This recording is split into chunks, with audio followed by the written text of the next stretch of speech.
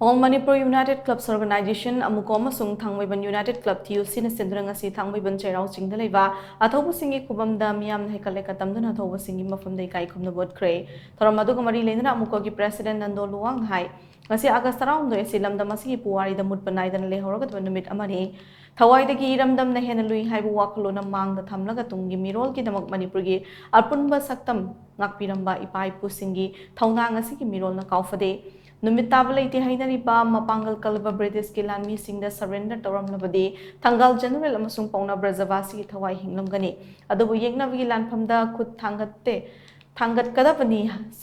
kadabagi saruk ima leipa kidamak Athouba ipaipu sing aduna thauna fana thawai pontha piki adung mai paipu sing adugi macha masu sing ni haibasi aikoi kaidongda kauroidabani ireipak iramdam yonthok lamlaga tungi mirol minai oina thamlamgadabagi saro lanphamda thawai thakibana saruk chame na fai haiba wakalon adu ngasigi mirol na tungi mirol kidamak thamalamsi poklabadi siba haibasi soidrabadi atubu hinglingai matamda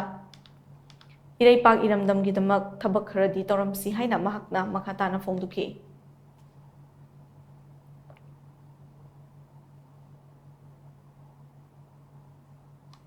Ipai pu Athouba sing aduna iripak iramdam gidam thawai pamudana tungda lakada mirol kayada akoi thaunagi inot ama pibiramba thawai dagi iripak iramdam ne helui akoi gi iripak iramdam kanbana akoi gi punchi dagi helui haibo wakhalonda thawai na pantha pikiba adum wanglaba wakhalora do adugi mafamda ngasi gi mirwandi hingi bai koina lei ama kalaga makoi mafamda Ikai Khumnaba thui haibo wakhalon chita chapcha lepsabani aduna maitai singna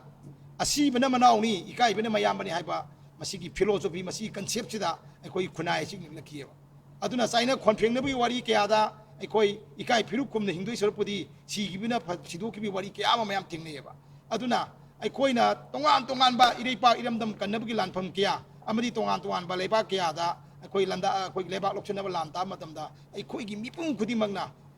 ireipa iramdam gidamakta aikoi thawai pamu bayati